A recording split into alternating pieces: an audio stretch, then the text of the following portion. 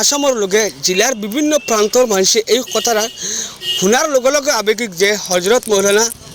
আব্দুল হক মাজার ভুঁইয়া সাহাবর এই মৃত্যুর কথা দেখতে পাইতরা অঞ্চলের বিভিন্ন অঞ্চলের ওলামাসকল আইসুন ইনো দেখতে পাইতরা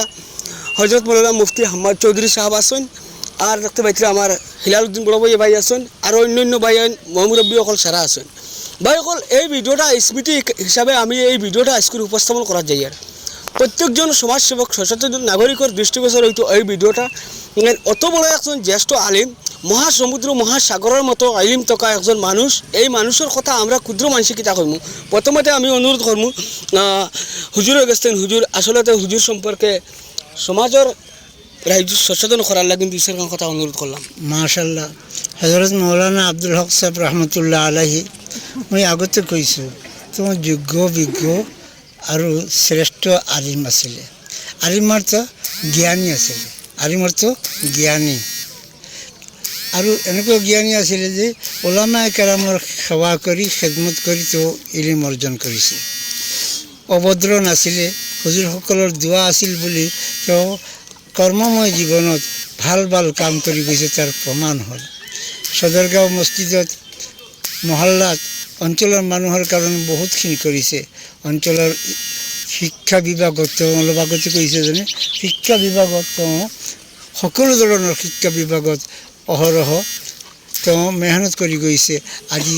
বহুত মানুহ আলিম হৈছে হাফিজ হৈছে কাৰি হৈছে আৰু অঞ্চলত উচ্চ শিক্ষাই জেনেৰেল শিক্ষিত মানুহ হৈছে এই তেওঁৰ অহৰহ চেষ্টাৰ কাৰণে ইয়াৰ মানুহৰ লগত পৰামৰ্শ কৰি তেওঁ অকলশৰীয়া কৰিব নোৱাৰে এই অঞ্চলৰ মুৰব্বীৰ লগত লাগি কৰিছে সেইকাৰণে আব্দুল হক সাহেব সম্বন্ধে যিমান কোৱা হয় কম হ'ব আব্দুল হক সাহেব আমার অঞ্চলের গৌরবের পাত্র আছিল ইমানখানি করলো। হ্যাঁ শুক্রিয়া হুজুর ধন্যবাদ আপনার হিলাল ভাই বিষয়ে কিছু কথা জানবো যাতে সমাজের প্রত্যেকজন মানুষের লগে হুজুরের চলাচল ফিরে আসলো আর আপনার দৃষ্টিভঙ্গিত হুজুরের বিষয়ে তোরা অনুরোধ করবো। এটা একেবারে নিঃসন্দেহে যে মৌলানা আব্দুল হক সাহেব এজন ভাল মানুহ আছিল সমাজৰ প্ৰতি তেওঁৰ বহুত দায়বদ্ধতা আছিল তেওঁ মই জনামতে তেওঁ জনমন মাদ্ৰাসাৰ শিক্ষকতা কৰিছে নাটেশ্বৰ বানাত মাদ্ৰাসাৰ তেওঁ প্ৰধান শিক্ষক আছিলে নীলবাগান বানাত মাদ্ৰাসাৰ প্ৰধান শিক্ষক আছিলে আৰু সদৰগাঁও বানাতখন তেওঁ প্ৰতিষ্ঠাপক হিচাপে তেওঁ কাৰ্যনিৰ্বাহ কৰি গৈছিলে তাৰ লগতে তেওঁ জেনেৰেল শিক্ষাই হওক পাৰিবাৰিক শিক্ষাই হওক সকলো সময়তে আমাৰ গাঁৱৰ ল'ৰা ছোৱালীসকলক তেওঁ ভাল পৰামৰ্শ আদৰ্শৱান কথা এইবিলাক আমাৰ লগত শ্বেয়াৰ কৰিছিলে তেওঁ মোৰ সম্পৰ্কীয় দাদা হয় তেওঁৰ আজি মৃত্যুত ইমান দুখ লাগিছে যে আমাৰ গাঁও তথা অঞ্চলত এটা বহুত ডাঙৰ ক্ষতিপূৰণ হৈছে বুলি মই ভাবিছোঁ যে এনেকৈ এজন ব্যক্তি দ্বিতীয়জন ব্যক্তি আমি পাম বুলি আমি আশা কৰিব নোৱাৰোঁ গতিকে তেখেত য'তে গৈছে আল্লাহ পাকে তাক জন্নতুল ফেৰদৌছ দান কৰক এইখিনি মোৰ কামনা আল্লাহৰ ওচৰত দোয়া থাকিল। প্ৰিয় দৰ্শক আসলে আমৰা প্ৰত্যেকজন গাঁৱৰ প্ৰত্যেকজন যুৱকসকলৰ চকুত খান্দাৰ ফানি আছে চকুৰ ফানি আছে আৰু একমাত্ৰ মনোকথা খানাই ইলা জ্যেষ্ঠ একজন আলিম মোহাম্মদ আলী মুফতি বাদে একমাত্ৰ হুজুৰৰ সৎ কথা উপস্থাপন কৰে জি জি এইটো ডেফিনেটলি তেওঁ হক্কানি আৰু বক্তাসকলে কৈছে মই শুনি তেওঁ হক্কানি আলিম আছিল আচলতেও তেওঁ হক কথাত তেওঁ লাগিলে তেওঁ সমূহজনে বেয়া পাওক তেওঁ একেবাৰে সত্য কথা তেওঁ উপস্থাপন কৰিছিলে এইটোত তেওঁ কেতিয়াও কম্প্ৰমাইজ কৰা নাছিলে এইটো মোৰ নিজ চকুৰে দেখা এইটো আমি দৃঢ়ভাৱে তেওঁক বিশ্বাস কৰোঁ তেওঁ হক্কানি আলিম আছিল। যে হুজুৰ কি জনাব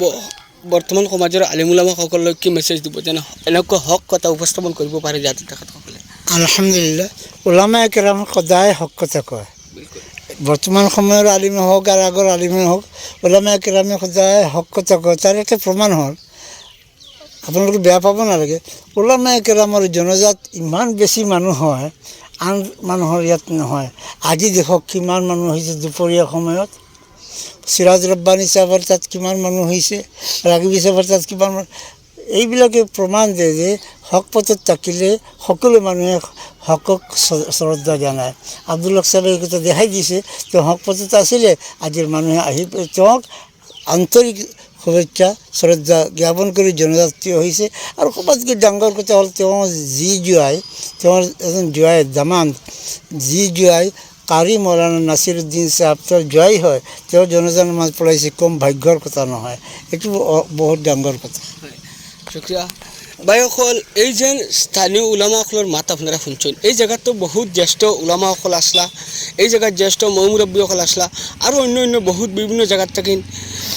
দোয়া দিবার লাগিন বাইসকল আইছেন কিন্তু হিলাল বাই যে কোনো কথা না হিলাল বাইর খান্দার চকুর পারি না গাঁৱৰ প্রত্যেকজন যুবক